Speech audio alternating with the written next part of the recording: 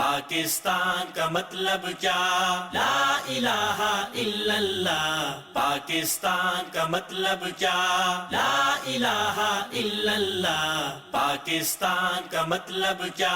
لا الہ الا اللہ. السلام علیکم ناظرین. امن، عافیت اور دین و دنیا میں ترقی اور کامیابی کی بہت سی دعاؤں کے ساتھ پروگرام میں خوش آمدید. اسلام، پاکستان اور مفاد پاکستان کی تعلیم و تربیت کے لیے پیش خدمت ہے پروگرام پیغام پاکستان. ناظرین، اقبال نے کہا تھا، یہ غازی یہ تیرے پراسرار بندے جنہیں تو نے بخشا ہے ذوق خدائی. دو نیم ان کی ٹھوکر سے صحرا و دریا، سمٹ کر پہاڑ ان کی ہیبت سے رائی. دو عالم سے کرتی ہے بیگانہ دل کو، عجب چیز ہے لذت آشنائی. ناظرین، ہمارے پڑوس میں افغانستان میں ایک اتنا بڑا انقلاب آیا، اتنا بڑا واقعہ ہوا کہ پوری دنیا اور دنیا کی طاقتیں اس کو سمجھنے سے قاصر ہیں. یہ کیا ہوا، یہ کیسے ہوا، یہ کیوں ہو گیا؟ پوری دنیا کی انٹیلیجنس ایجنسیاں اور فور کاسٹ کرنے والے دور اندیش اور دانشمند لوگ حیران ہیں. یہ کچھ اس طرح سے ہوا ہے کہ ہمیں تاریخ کے ان اوراق کو پلٹنے کا موقع ملا ہے، ان چیزوں کو دوبارہ سے ان کی یاد تازہ ہو گئی ہے. بھلے سے آپ کو ان شخصیات سے اختلاف ہو، ان کے نظریات سے اختلاف ہو، آپ ایک جمہوری دنیا کا دم بھرتے ہوں، لیکن ہمیں بہرحال وہ مناظر یاد آئے ہیں جو تاریخ اسلامی میں صحابہ کرام سے منسوب ہیں. کس طرح وہ لوگ اٹھے جو دنیا سے کٹے ہوئے ایک جزیرے میں رہتے تھے اور محض ایمان تھا ان کے پاس، اور لیٹسٹ دنیا کی نہ ٹیکنالوجی تھی، نہ وہ تعلیم تھی، نہ وہ تربیت تھی. ان کے مقابلے میں سپر طاقتیں تھیں، لیکن اپنے ایمان کے بل بوتے پر انہوں نے دنیا کو بدل کے رکھ دیا. ہم نے ان کو دیکھا کہ کس طرح سے ایران کے دبیز قالینوں پر وہ نیزے لے کے چل رہے تھے، کس طرح ان کے صحنوں میں پھر دنیا کا مال و متاع آیا ہوا تھا اور وہ قرآن کی آیتیں پڑھ رہے تھے کہ کس طرح اللہ نے ہمیں ان چیزوں کا وارث بنا دیا. یہی مناظر ہم نے بھی دیکھے. وہ لوگ کوئی قریب 20 سال قبل سپر پاور جن کے مقابلے میں آ گئی اور پوری دنیا جمع ہو گئی جن کے مقابلے میں، اپنی ٹیکنالوجی کے ساتھ، اپنی دانش کے ساتھ، اپنی افرادی قوت کے ساتھ. اور اس وقت کوئی ان لوگوں کے حق میں بات کرے یہ ممکن ہی نہیں تھا. اپنے اور پرائے سب ان کے خلاف تھے. صرف 20 سال کا عرصہ گزرا ہے اور آج پھر جو بائیڈن جو امریکہ کا صدر ہے وہ بھی حیران ہے، انڈیا بھی حیران ہے اور پوری دنیا حیران ہے کہ یہ انقلاب کیا آ گیا. اسی پر بات کرتے ہیں. ہمارے ساتھ موجود ہیں ملک کے ممتاز ماہر تعلیم، دانشور، اسکالر جناب ڈاکٹر محمد حماد لکھوی صاحب. ڈاکٹر صاحب السلام علیکم. وعلیکم السلام. ڈاکٹر صاحب، آپ جیسے کچھ لوگ تھے جو 20 سال پہلے یا 19 سال پہلے بھی جن کا قرآن سے تعلق ہے، جو قرآن کی وزڈم لوگوں کو بتاتے تھے، جو تفسیر اور تشریح کرتے تھے اور جو ایمان پہ لوگوں کو کھڑا کرنا چاہتے تھے، اس وقت بھی کہتے تھے کہ یہ عارضی چیزیں ہیں، یہ جعلی چمک دھمک ہے، یہ جو گرج چمک کے آئی ہوئی طاقت ہے، اس کی اصلیت بہت جلد کھل جائے گی. تو ظاہر ہے اس وقت تو کوئی یہ بات سننے کو تیار نہیں تھا، تحقیر کرتے تھے، تمسخر اڑاتے تھے اور سمجھتے تھے کہ یہ کیسے لوگ ہیں جن کو دنیا کے حالات کا ہی علم نہیں ہے. تو اب لیکن وہ سارا کچھ سچ ہو گیا. آپ اس کو کس طرح سے دیکھتے ہیں؟ بسم اللہ الرحمن الرحیم.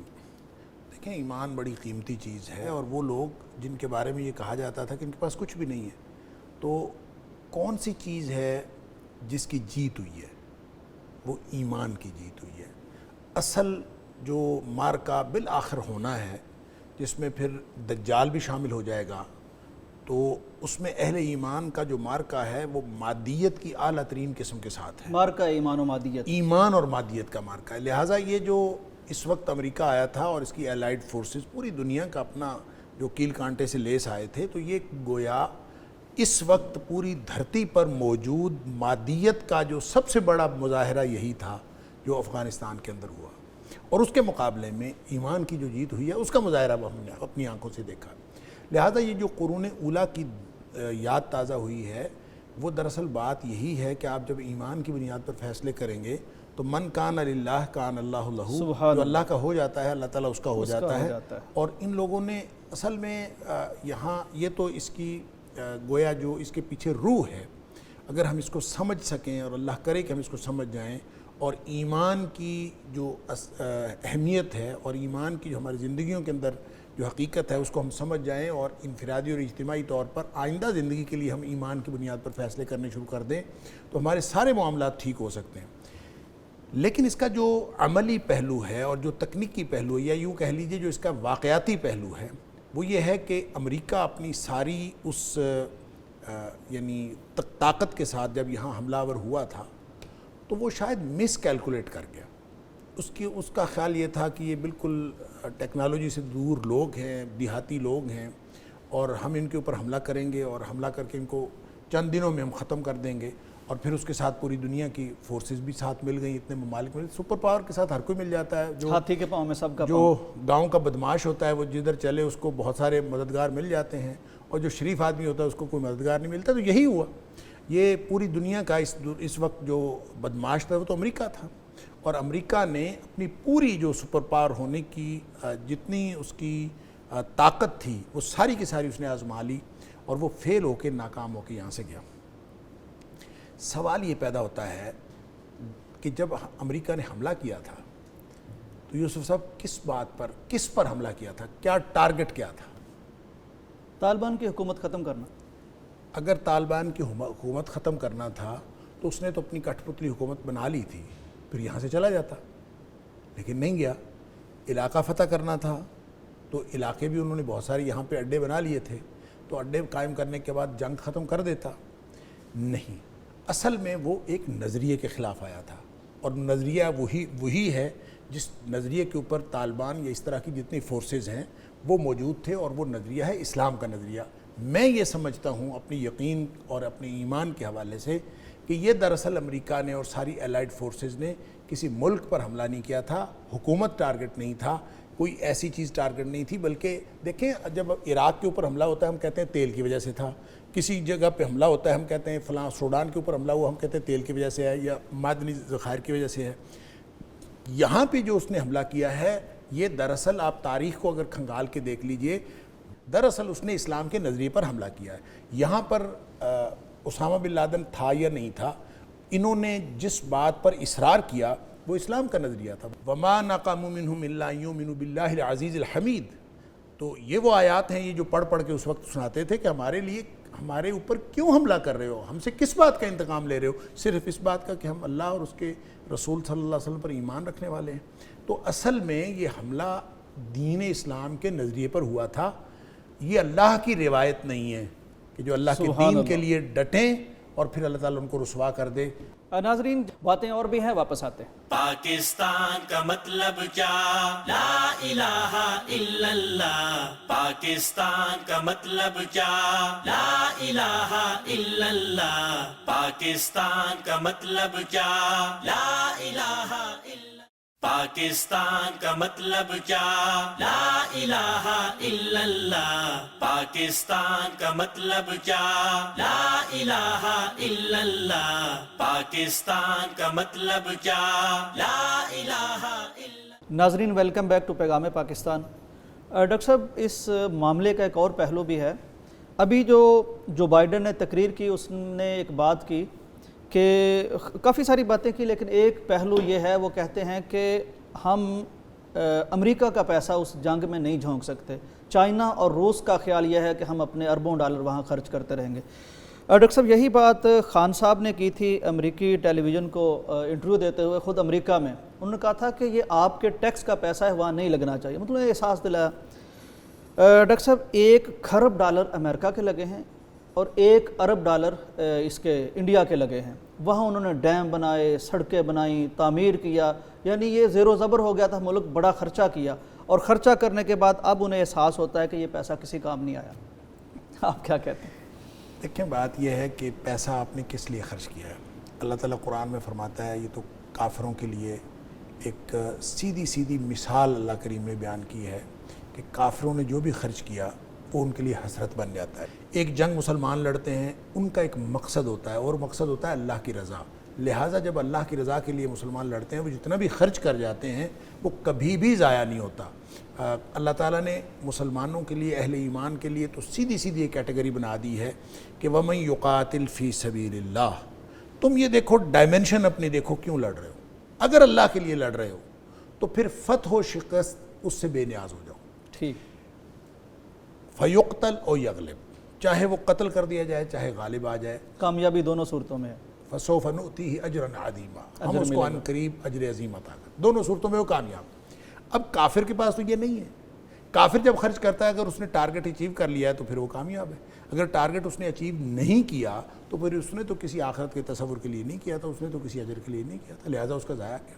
اللہ تعالیٰ قرآن میں فرماتا ہے سورہ توبہ کے اندر کہ یہ جو کافر خرچ کرتے ہیں، ان الذین کفروا ينفقون اموالهم لیصدوا عن سبیل اللہ، یہ اللہ کے راستے میں رکاوٹیں پیدا کرنے کے لیے خرچ کرتے ہیں۔ فَسَيُنْفِقُونَهَا، اچھا پھر جب یہ خرچ کرتے رہیں گے تو وہ ثم تکون علیہم حسرۃ، پھر یہ ان کے لیے حسرت بن جائے گی۔ اب یہ وہ بالکل قرآن کی ڈپکشن ہے جو عملی طور پر ہم دیکھ رہے ہیں، وہ بھی چیخ رہے ہیں کہ ہمارا ساری انویسٹمنٹ ضائع ہو گئی، امریکہ بھی چیخ رہا ہے کہ ہماری انویسٹمنٹ ضائع ہو گئی، تو ظاہر ہے کہ وہ جب شکست کھائیں گے تو ان کی انویسٹمنٹ تو ضائع ہوئی ہے۔ اب یہ جو بڑا دلچسپ بیان ہے جو بائیڈن کا کہ چائنا اور رشیا چاہتے ہیں کہ ہمارا خرچ ہوتا رہے، تو پھر اس کو 20 سال بعد یاد آیا۔ ہاں جی، یعنی اندازہ کریں کہ 20 سال $1 کھرب خرچ کرنے کے بعد ان کو خیال آیا ہے کہ یہ ہم لوگوں کے ہاتھوں میں استعمال ہو رہے ہیں۔ یعنی کس طرح سے لوگوں کو، جس کو امریکہ اپنی طرف سے ایک کامیابی قرار دے رہا تھا، اصل میں وہ ٹریپ ہوا تھا۔ اس کی جو ونس اگین میں یہ کہوں گا ایمانی ڈائمنشن ہے وہ یہ کہ جو طالبان کے جب امریکہ نے حملہ کیا تھا تو ان کے جذبات پتہ کیا تھے؟ ان کے جذبات یہ تھے کہ ہم امریکہ سے وہاں جا کے نہیں لڑ سکتے تھے، وہ 7 سمندر پار رہتا ہے، تو وہ ہم تو خوش ہیں کہ وہ یہاں آ گیا تو ہم اس کے ساتھ یہاں لڑ دیں گے۔ اب اندازہ کریں جس قوم کی سوچ اس طرح کی ہو اور اس کا مورال اس قدر بلند ہو، اس کو کیسے شکست دی جا سکتی ہے؟ لہٰذا یہ اللہ تعالیٰ نے جو دکھایا ہے اس میں ان کی انویسٹمنٹ کافروں کی تو ضائع ہوئی ہی ہے، لیکن ساتھ اللہ تعالیٰ نے ایمان والوں کے ایمان کی قدر و قیمت اصل میں اس دور میں جو بالکل مادیت کا دور ہے اس کو اجاگر فرمایا۔ ڈاکٹر صاحب مستقبل کا منظرنامہ آپ کیا دیکھتے ہیں؟ کیا ہوگا اب اس خطے میں؟ دیکھیں کیا ہوگا یہ تو اللہ کو معلوم ہے، اور کوئی چیز بھی it is too early to say anything, مطلب میرا نہیں خیال کہ کوئی بھی تجزیہ کار یہ تجزیہ کر دے کہ اب یہ ہو گیا اور دودھ اور شہد کی مواقع کیا ہیں، امکانات کیا ہیں؟ امکانات بہرحال یہ ہیں کہ دیکھیں یہ جو خطہ ہے اس کو ہم 1979 سے لے کر ہم افغانستان کے اندر بدامنی دیکھ رہے ہیں، اور یہ جو موجودہ جو فیز ہے 1979 میں روس نے حملہ کیا تھا اور اس وقت سے افغانستان جنگ میں ہے، اور جب افغانستان جنگ کی لپیٹ میں ہے تو اس کے اثرات پاکستان میں آتے ہیں۔ پاکستان نے بھی کوئی کم سفر نہیں کیا اس جنگ سے۔ اب ظاہر ہے کہ اس وقت پاکستان نے اپنی اس پوری سرحد کو ویسے بھی باڑ لگا کے اور بند کر دیا ہے اور محفوظ کر لیا ہے، اور دوسرا یہ کہ اب اگر یہ طالبان کی حکومت اگر یہ پرو پاکستانی ہے، جو میں نے پہلے بھی عرض کیا کہ ہم اس کو it is too early to say anything, اگر یہ پرو پاکستانی ہے تو پاکستان اس سرحد سے صرف محفوظ ہی نہیں ہوا بلکہ اس کے افغانستان کے ذریعے سے، افغانستان میں امن کا مطلب یہ ہے کہ پاکستان اس افغانستان کے ذریعے سے وسطی ایشیا کی ساری ریاستوں تک اپروچ حاصل کر لے گا، اسی پہ کی راہداری بنے گی۔ اچھا اگر یہ پاکستان وہاں تک حاصل کرتا ہے تو دراصل یہ وسطی ایشیا کی ریاستوں کو گوادر پورٹ تک جو ہے وہ راستہ حاصل ہو جائے گا۔ اگر یہ راستہ حاصل ہو جاتا ہے اور وسطی ایشیا کی ساری ریاستیں وہ سی پیک کا حصہ بن جاتی ہیں اور افغانستان میں پورا امن قائم ہو جائے اور اس کے ذریعے سے گوادر پورٹ کو استعمال کرنا شروع کر دیں وسطی ایشیا کی ریاستیں، تو یہ اتنا بڑا انقلاب ہوگا معاشی طور پر کہ ایک تو پاکستان اور اس کے جتنے بھی دوست ہیں ان کے دشمن اپنی موت آپ مر جائیں گے۔ انڈیا ایسے نہیں چیخ رہا، وہ اس ساری چیزوں کو دیکھ رہا ہے، ان کی چیخوں سے سمجھ آتی ہے کہ کتنی بڑی کامیابی ہے، اور وہ جو اپنے آپ کو ایشین ٹائیگر بننے کا خواب دیکھ رہا تھا اس کا سارا اس کی صرف وہاں انویسٹمنٹ ختم نہیں ہوئی بلکہ اس نے جو بلوچستان کے اندر پاکستان کو کمزور کرنے کے لیے انویسٹمنٹ کی ہوئی تھی، وہاں پہ جو اینٹی پاکستان تنظیمیں جو ہیں جن کو باہر سے سپورٹ کیا جاتا تھا، اب وہ افغانستان کے ذریعے سے ان کا راستہ بند ہو گیا۔ لہٰذا آپ دیکھیں گے کہ اب آئندہ چند دنوں میں بلوچستان کے حالات بھی انشاءاللہ مزید بہتر ہوں گے اور اس کے اندر جتنی اینٹی پاکستان سینٹیمنٹ تھا وہ آہستہ آہستہ ختم ہو جائے گا، کیونکہ ان کی انویسٹمنٹ ادھر سے آنی اور وہ جو کمک ان کو پہنچتی تھی وہ بھی ختم ہو جائے گی۔ لہٰذا جہاں آئندہ آنے والے حالات میں پاکستان کے اندر امن دیکھ رہے ہیں، افغانستان کے اندر امن دیکھ رہے ہیں، ساتھ ہی ساتھ یہ معاشی طور پر اس خطے میں ایک بہت بڑی انقلابی صورتحال دیکھ رہے ہیں۔ اللہ کرے کہ یہ ہو جائے تو یہ بالکل آپ یوں کہہ لیجئے کہ یہ ایک یورپی یونین ٹائپ ایک علاقہ بن سکتا ہے، اور اس میں جو آئندہ آنے والی نسلیں ہیں وہ بہت بڑا ایک یوں کہہ لیجئے کہ معاشی انقلاب ہی نہیں معاشرتی انقلاب بھی دیکھیں گے. یہ ساری وسطی ایشیا کی ریاستیں مسلمان ریاستیں ہیں اور افغانستان بھی مسلمان ملک ہے. ایک بہت بڑا بلاک بنے گا اور اس کے فوائد صرف پاکستان نہیں اٹھائے گا اور یہ ریاستیں نہیں اٹھائیں گی بلکہ پورا خطہ اٹھائے گا. واللہ عالم بالصواب. ناظرین، بظاہر یہی امکان ہے، یہی خوش امیدی ہے کہ انشاءاللہ امن سے افغانستان اگلے مراحل طے کرے گا، حکومت بنے گی، امن ہوگا، جس طرح کے امن سے پرامن انتقال اقتدار ہوا ہے اور معاشی سرگرمیاں بڑھیں گی. بہرحال مستقبل کا حال اللہ جانتا ہے، ہم اچھی امید رکھتے ہیں. بریک کا وقت ہے، واپس آتے ہیں. پاکستان کا مطلب کیا؟ لا الہ الا اللہ. پاکستان کا مطلب کیا؟ لا الہ الا اللہ. پاکستان کا مطلب کیا؟ لا الہ الا. پاکستان کا مطلب کیا؟ لا الہ الا اللہ. پاکستان کا مطلب کیا؟ لا الہ الا اللہ. پاکستان کا مطلب کیا؟ لا الہ الا. ناظرین، ویلکم بیک ٹو پیغام پاکستان. ڈاکٹر صاحب، ایک بہت بڑی پیش رفت پاکستان میں ہوئی، وہ ہے یکساں نصاب تعلیم کا جو اعلان کر دیا وزیر اعظم صاحب نے. شفقت محمود صاحب نے بڑی اس پہ محنت کی اور بالآخر ایک ایسا نصاب وہ ترتیب دینے میں، تشکیل دینے میں کامیاب ہو گئے جسے یکساں نصاب تعلیم کہا جا رہا ہے. تو اب اس کے نافذ ہونے کا معاملہ ہے. پہلے تو یہ فرمائیے کہ یہ کتنی بڑی اچیومنٹ ہے، اس کی کیا ضرورت تھی، اس کے کیا فوائد ہو سکتے ہیں؟ دیکھیں، جتنی حکومتیں پاکستان کے اندر آئی ہیں اب تک، ہر حکومت کے اندر بہت ساری خامیاں اور بہت ساری خوبیاں رہی ہیں. ٹھیک. اور ہم ان کو اسی طرح سے اپنے اپنے دور میں دیکھتے بھی رہے ہیں اور اب یاد بھی کرتے ہیں. اور ظاہر ہے کہ یہ بھی چونکہ انسانوں ہی کی حکومت ہے اور اس میں بھی بہت ساری خامیاں ہیں. لیکن دو باتیں یا کہہ لیجئے کہ دو کارنامے اس حکومت نے سر انجام دیے ہیں جس پر میں یہ سمجھتا ہوں کہ ان کو خراج تحسین پیش کرنا چاہیے. ٹھیک. اور وہ دو کارنامے، ایک تو یہ سنگل نیشنل کریکلم کا ہے، یکساں نصاب تعلیم.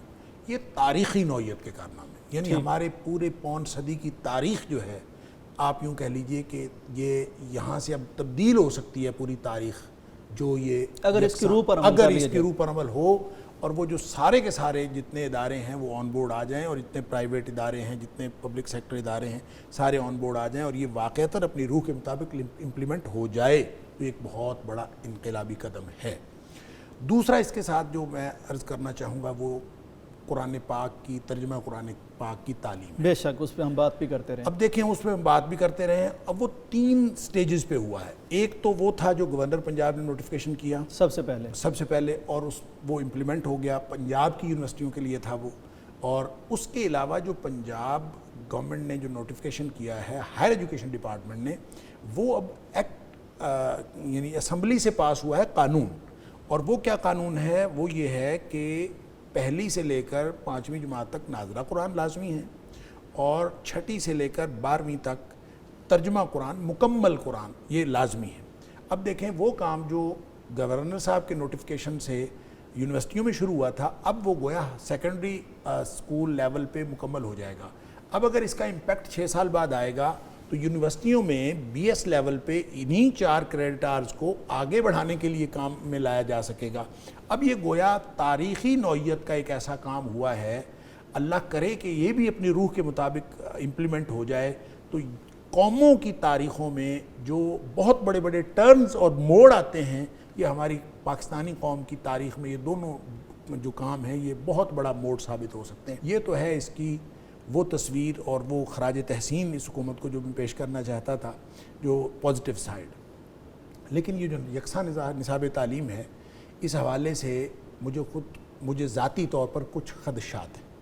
اور وہ خدشات اس نوعیت کے ہیں کہ ایک تو وہ ادارے جن کا اثر و رسوخ اس ملک میں بہت زیادہ ہے، جو این جی اوز کے ادارے ہیں یا ان لوگوں کے ادارے ہیں جن کا حکومتی اداروں میں بیوروکریسی کے اندر بہت زیادہ اثر و رسوخ ہے، کیا وہ اس کو امپلیمنٹ کریں گے؟ کیا وہ اس کو اپنائیں گے؟ یہ خدشہ بہار. ڈاکٹر صاحب ایک بات یہ ہے، دوسری یہ کہ وہ اس کو ساتھ رکھتے ہوئے اپنا کریکلم بھی ساتھ چلائیں گے.